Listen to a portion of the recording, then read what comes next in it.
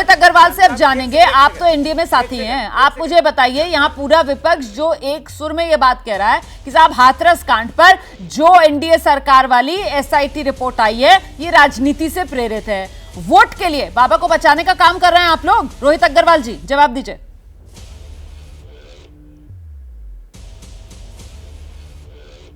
रोमाना जी, पहले तो विपक्ष से ये समझ लीजिए उनको विश्वास किस पे है। उनको तो ना पुलिस पे विश्वास है, ना एसआईटी पे विश्वास है, ना सीबीआई पे विश्वास है। ईडी को तो ये बताते हैं कि सरकार की कठपुतली है, और न्यायपालिका पे भी विश्वास नहीं है। तो विपक्ष पहले तो ये क्लियर कर दे कि भाई उसको विश्वास किस पे है। अब एसआईटी क्या होती है? स्पेशल इन्वेस्टिगेशन टीम वो टाइम टू टाइम बनाई जाती है जब एक कोई बड़ी हादसा होता है, और बड़ा हादसा होने के बाद जब ये लगता है कि पुलिस शायद निष्पक्ष जांच ना करे तो एसआईटी बनाई जाती है। अब एसआईटी ने एक रिपोर्ट सौंपी है, एक प्राइमा फेसी रिपोर्ट सौंपी है, जिसके बेसिस पे कार्रवाई होगी। कोई इसके अंदर ऐसा नहीं है कि अगर बाबा का कोई इन्वॉल्वमेंट होगा तो ऐसा नहीं है कि वो आगे जाके उसका नाम नहीं जोड़ा जा सकता ना। लेकिन रोहित जी आपने चश्मदीदों को सुना है? रोहित जी आपने चश्मदीदों को सुना है? चश्मदीद जो है वो खुलकर ऑन कैमरा ऑन रिकॉर्ड वो ये कह रहे हैं कि मन से ऐलान किया था, मन से ऐलान किया था कि मेरी चरण रज से आपके कष्ट दूर हो जाएंगे, और जैसे जैसे बाबा निकले पीछे पीछे वो रेला निकला, झुका वो चरणों की धूल लगाने के लिए माथे पर गिरा, गिरते चले गए। आप मुझे बताइए, एसआईटी रिपोर्ट सौंप देता है 800 पन्नों की, उस पर सरकार जो है प्रदेश की वो एक्शन ले लेती है, बाबा से कम पूछताछ ही कर लेते, एक बार रस्मन ही सही बाबा को बुलाकर 2-4 सवाल ही कर लेते सर, ताकि आप लोग तो हमारे सवालों से बच जाते ना। फिर आप कह देते नहीं बाबा से भी पूछताछ हुई, फिर क्लीन चिट दी। ये क्या खेल खेल रहे हैं?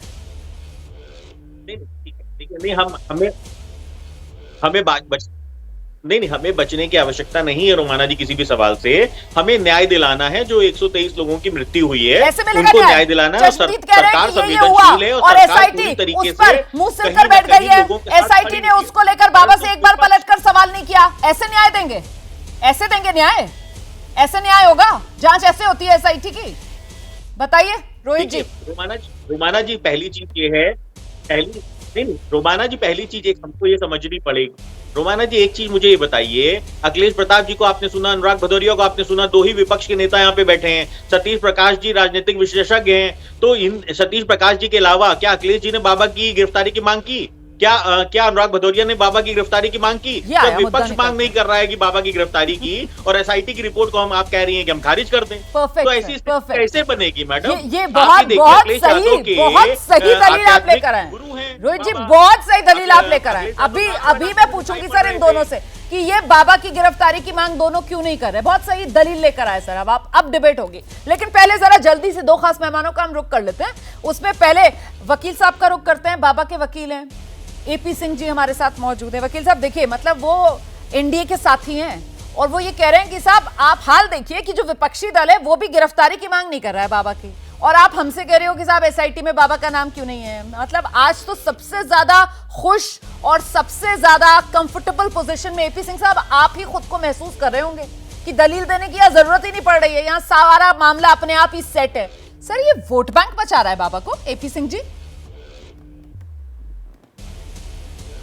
नहीं, उनका निर्दोषपन होना, उनकी इनोसेंसी, उनके देखिए क्या दलित शोषित वंचित पीड़ित परिवार जो जातिगत हमारी है, दलित शोषित वंचित समाज है हमारा, क्या उसको धार्मिक आस्था का अधिकार नहीं है? क्या उसको धार्मिक भावना का अधिकार नहीं है?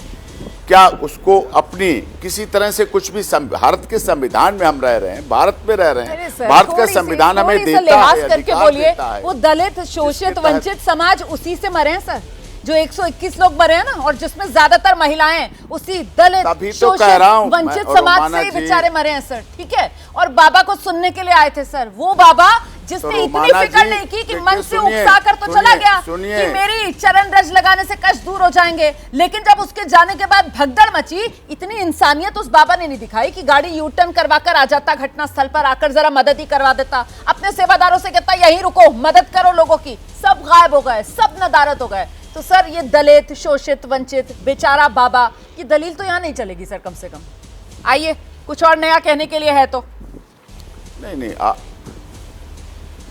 आप देखिए, मरने वाले हमारे, मारने का आरोप हम पर, बुलाने के लिए एसआईटी में इम्प्लीकेट कराने के लिए हमारे लोग कह रहे हैं। ये देखिए, आप समझिए, आप हमारे लोग जेल में, हमने सरेंडर कराया। मधुकर कौन है जिसे मुख्य आयोजक कह रहे हैं, वो जेल में है और 8 लोग जेल में हैं जो उसी आयोजन समिति में हैं, जो बुलाने वाले थे, जो करने वाले थे, जो कार्य करने वाले थे, जो समागम का आयोजन करने वाले थे, वही जेल में है। वो सारे जेल में, उन्हीं पर आरोप लगाया गया है। वो व्यवस्थाओं में थे।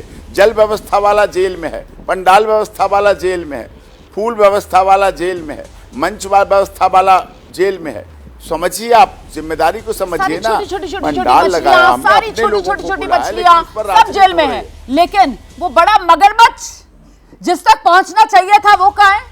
माफ कीजिएगा एपी सिंह साहब, आपको बुरा लग रहा होगा मेरा ये कहना, और आप सर बिल्कुल सही, आप सबको अपना मानिए सर। आप बुलाने वालों को अपना कहिए, आप पानी की व्यवस्था करने वाले को अपना कहिए, आप पंडाल लगाने वाले को अपना कहिए, लेकिन मरने वाले सर, माफ कीजिएगा, मरने वाले आपके नहीं है, मरने वाले मेरे हिंदुस्तानी भाई बहन है सर, मरने वाली मेरी बहनें हैं सर।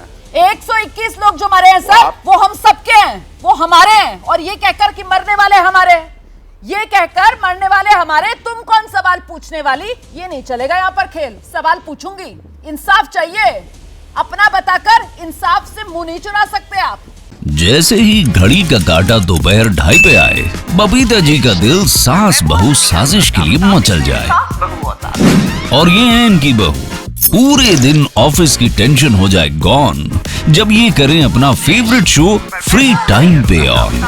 इनकी तरह आप भी देखिए अपना फेवरेट शो अपने टाइम पर और डाउनलोड कीजिए एबीपी लाइव ऐप अपने स्मार्ट टीवी पर।